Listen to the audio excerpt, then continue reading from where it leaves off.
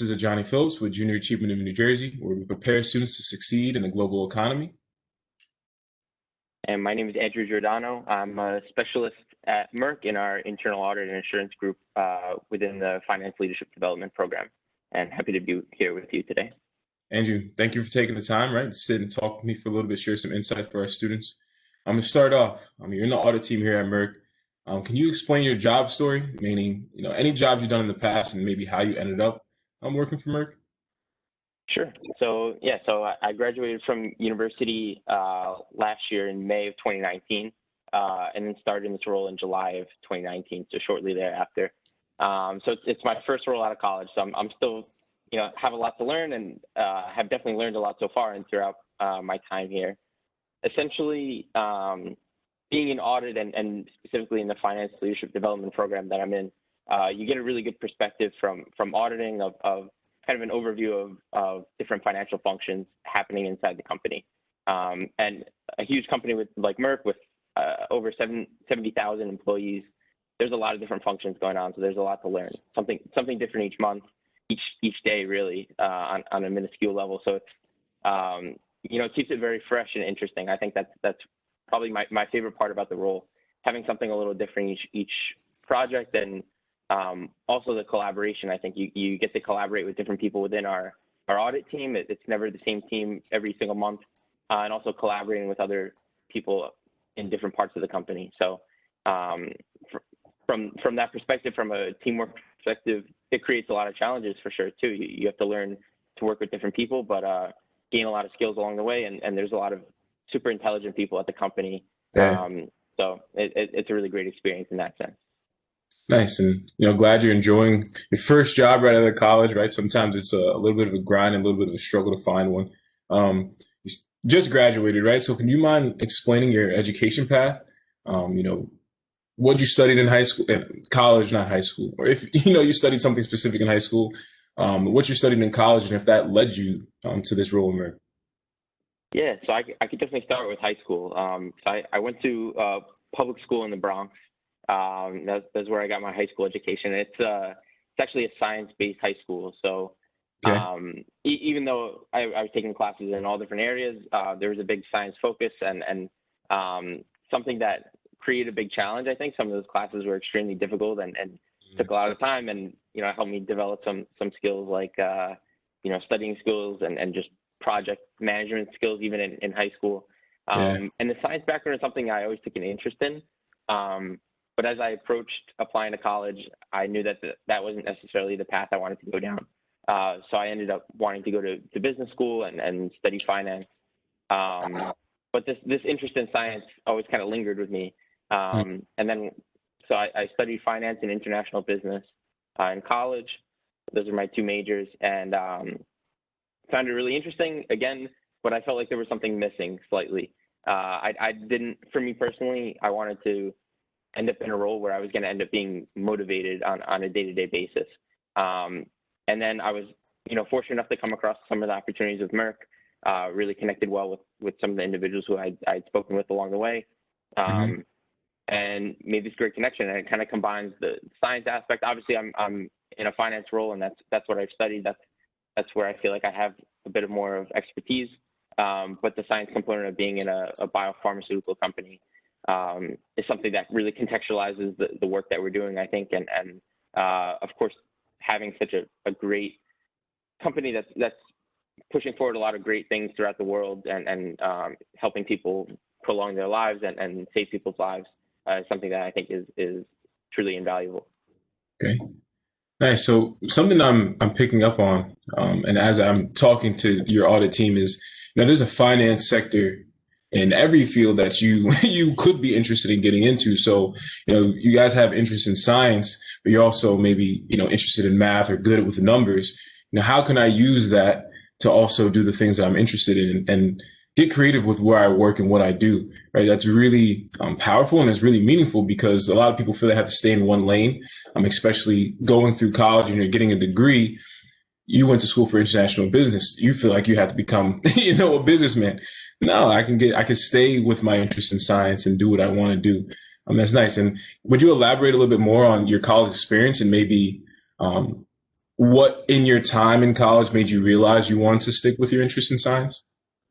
Yeah, for sure. It's a great point there, Johnny. I think the last thing you want to do, especially as like a young person coming up, is like put yourself in a box, right? You want to Yeah, keep all your options open, and if you have multiple interests, whether it's, I mean, it's opportunities are endless, and I think the nice thing about studying business or finance in particular, or accounting for that matter too, um, you are pretty much giving yourself the language of business, and then you can branch off into whatever sectors you like, whether it's science or sports or pretty much anything that you have an interest in, and then it really, like I was saying before, contextualizes your experience. So in college, yeah, since I was studying finance, one of the more typical finance paths, right, would be towards maybe investment banking or somewhere in the financial services industry, which is wonderful, and I definitely considered a lot of career paths in that direction. But the one thing that for me was missing was still the purpose, and those are wonderful companies that I don't want to knock them by any means, but yeah, I feel like for Merck, what I'm working towards and what my team and everybody at this company is working towards is a greater good for providing vaccines and medicines to people all around the world who are in need. yeah. And that's something that I think is truly unique about this company and about the industry in general, and something I really wanted to be a part of.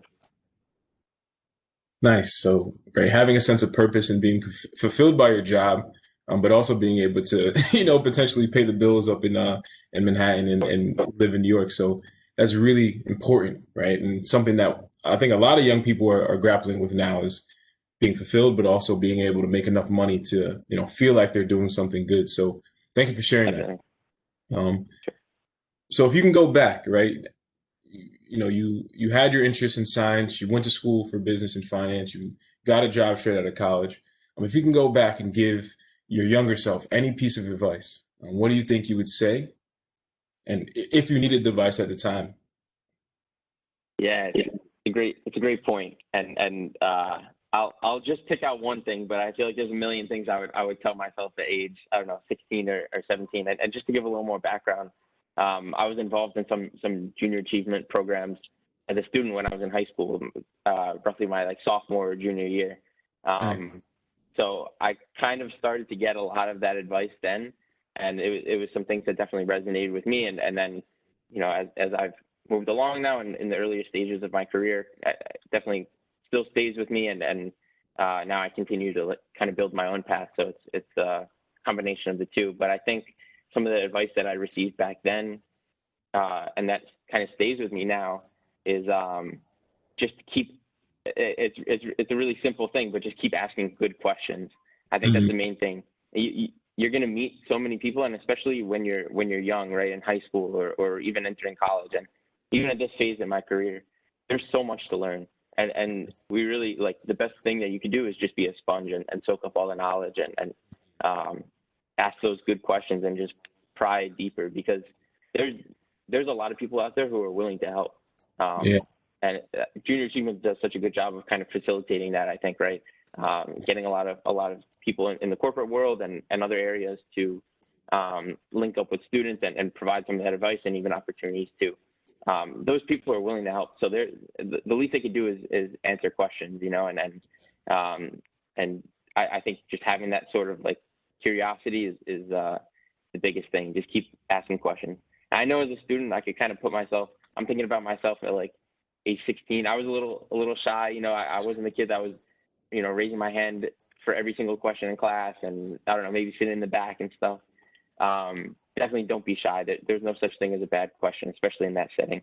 So definitely, yeah, just be fearless and fire away with questions and with insights too. There's a lot that interesting perspective too. That there's almost like a reverse mentorship that can happen. I think older people who are in the corporate world have a lot to learn from the younger generation too, and they're Yeah. gonna love to hear from it, because guess what? In 4 or 5 years, they're going to be working alongside those people, and uh, I think there's something that currently there's five different generations in the workforce right now, which is Yeah. a pretty unique situation. So when it comes to the younger generation, Gen Z, and I guess even millennials as well, people really want to learn more and find out the best ways to kind of collaborate with these people. So the best thing that you could do is just share your experiences along the way. Right. Share experiences, ask questions, right? There's no dumb questions. You hear that a lot, but I don't think a lot of people believe in the fact that, your question is valid if you have the question, just all you have to do is ask, and you never know what response you can get from someone. So thank you for sharing that piece about you in high school and then how that transitioned to what you're seeing now in the workforce. Because like you said, the older people who are working want to hear from what you have to say and what you think and how you view their job. So that's really valuable, right? Thank you for sharing that. To end off, being that you're based in Manhattan, can you share a little insight on maybe the cost of living and maybe a little antidote on financial literacy and how important that might be to you as a young person trying to sustain yourself in the city? Absolutely, yeah. Yeah, like you said, Johnny, I live in the city and then work in New Jersey in our Kenilworth, New Jersey office. Obviously, working remotely now, given the current circumstances. But I'm happy you bring up the point about financial literacy. I think this is something extremely important and something I've kind of been working on the side with some other colleagues about how we can bring some of those skills to the people who need them most. Yeah, I think the kind of the centerpiece of it is creating a good budget. I think that's really the main aspect that people have to kind of remember, and it's especially good at a young age to kind of start building those habits, right, of budgeting yourself and keeping yourself in check. Obviously it's nice you reach this point, right, where you're earning money and it feels good. It's definitely fulfilling, especially, after you put in the years of work from school and obviously working hard in your role. But you definitely never want to outspend your means, and you want to save, you want to have your rainy day fund. You want to be able to, in case something goes wrong, God forbid, that you're able to support yourself in that sense. So I think it really comes down to budgeting at the end of the day. So yeah, that would be my main piece of advice there. But it's true. Financial literacy, I think, has to come to the forefront a little more. And I wish it was taught more in schools. And I think it's going in that direction, I would say. And like I said, just building those habits at an early phase and then kind of sticking to them throughout your life. starting early, right? You can't do it if you never tried and never learned.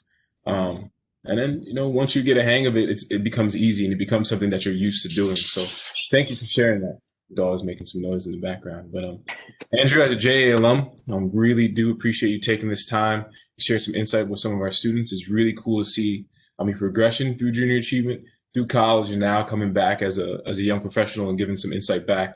We say your time is one of the most valuable things you can give, and we definitely do, look forward to communicating with you in the future.